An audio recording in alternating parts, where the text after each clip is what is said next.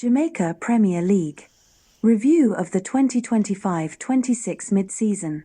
In the traditional home and away league format, the end of the Round 2 portion of the season would have marked the actual end of the season, but in the present JPL format this is just the end of the mid-season phase.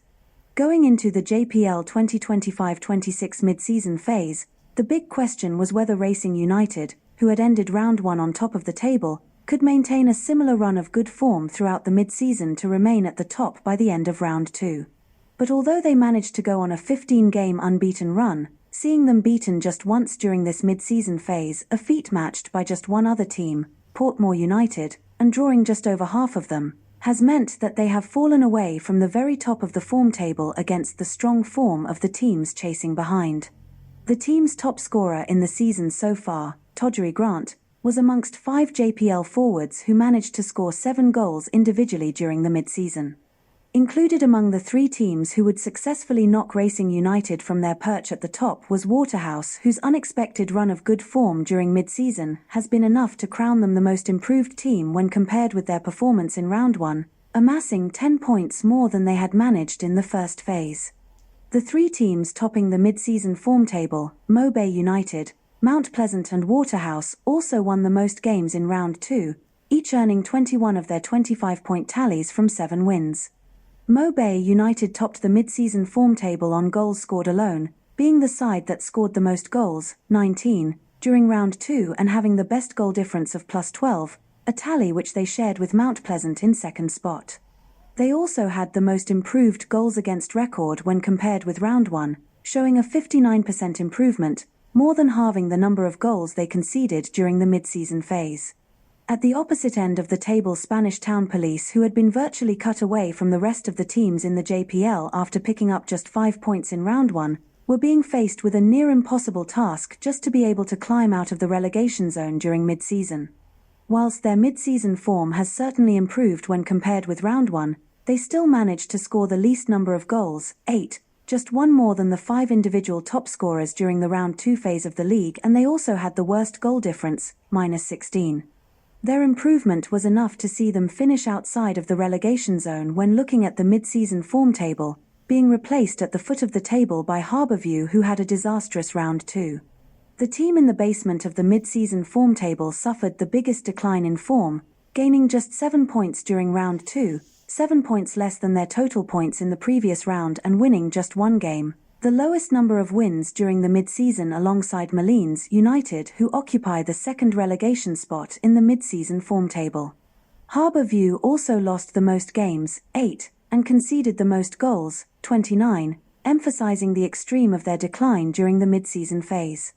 The only bright spark for the team during Round 2 comes through their top scorer Trayvon Reed, who is among JPL's 5 mid-season top scorers. Although the improved form of Spanish Town Police was enough to take them out of the relegation zone in the form table, they remain at the bottom of the table at the end of Round 2, continuing to be the team with the most losses and goals conceded against, including 2 5-0 defeats against playoff contenders Mo Bay United and Cavalier, and scoring the least goals, altogether giving them the worst goal difference, -46, at the end of Round 2. They have pulled themselves a little bit closer to safety during Round 2, the best of their 4 wins during mid-season being a 2-0 victory over Dumbarholden, but they would still need to improve further if they were to be able to climb out of the relegation zone by the end of the season. With Treasure Beach able to skip their way out of the relegation zone, their spot was taken up by Harbourview, who, as already discussed, suffered a devastating dip in form during the mid-season. Along with Malines United, the other team that Treasure Beach managed to leapfrog, Harbourview have the least number of wins for the season, 4, with their only win in mid-season coming in a 1-0 victory over the new Caribbean Cup champions Mount Pleasant, who would get their revenge in the following week of that match, inflicting upon them a punishing 4-1 beating in a rescheduled match from Round 1. Given Harbourview's poor form during mid-season, it is quite surprising to find that the league's top scorer at this stage is the Harbourview forward Trayvon Reed, who managed to outscore Jourdain Fletcher, the previous lead scorer from Round 1, by virtue of the fact that the Mo Bay United forward was sold in the January transfer window to Haiphong, a team in the Vietnamese V-League 1. Malines United's only win during the mid-season came in a 3-2 win over Tivoli Gardens, the only team from the top 6 at the end of round 1 to drop out of the playoff positions. At the top of the table, the teams occupying the playoff positions are starting to break away from the rest of the league, with a gap of 6 points established between Cavalier in 6th and Tivoli Gardens in 7th. Portmore United hold on to 4th spot in the league, their form dipping slightly as they drew most of their games. The high spot of their mid-season being a 4-0 win over Spanish Town Police and their only loss coming in a 1-0 defeat to Waterhouse, the team one place below them in the table. Racing United dropped from the top of the table into 3rd after a disappointing mid-season which saw too many of their games finish in a draw. Despite this, they only lost one game in mid-season, a 1-0 result against Cavalier, to make them the team that has lost the least games, 2, in the JPL season up to this point. Wins against Treasure Beach and Harbourview, 4-1 and 3-0 respectively, were their high points. For the top 2 teams it is, as you were, after they matched each other in every department apart from goals scored conceded, to topple Racing United from the top of the table. Holding the second spot in the table was Mount Pleasant, who were the team with the meanest defense, having only conceded 13 goals all season, the equivalent of 1 goal every other game, and being the bearer of the best goal difference, plus 27. At one stage of the mid-season, they had gone through a 6-game run in the JPL without conceding a single goal, a run which ended on a 4-0 victory over Dunbeholden, their best result of round 2.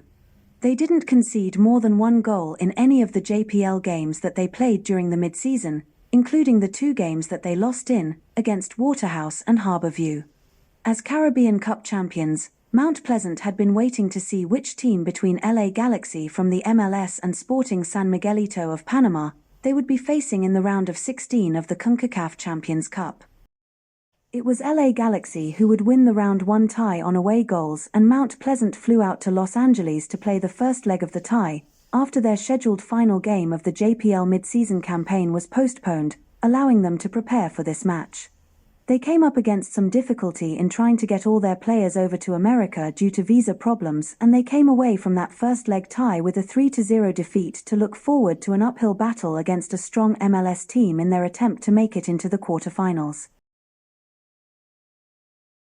By maintaining their 2-point advantage over Mount Pleasant in the JPL, Mobay United was able to take the top spot in the table, having won the most games, 15, and scored the most goals, 45, over the whole season so far.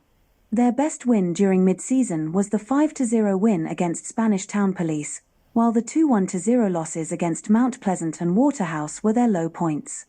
Looking forward to round 3, the race for the top 2 positions at the end of the season would appear at this point to be a battle involving the top 4 teams, although it may be considered foolish to ignore the strong form of Waterhouse after their mediocre start to the season, to then climb from 9th at the end of round 1 to 5th. Realistically, while not impossible, a top 2 finish for Waterhouse is probably a step too far away for them.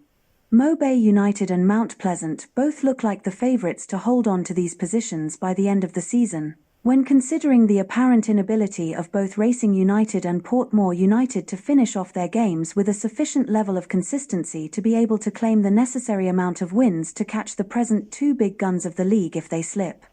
At the bottom of the table, Malines United look like the team most in danger of being sucked into the relegation zone, with Spanish Town Police's resurgent charge during the mid-season phase being something that, if improved on during round 3, could rescue them out of the danger zone and secure for them JPL survival into next season.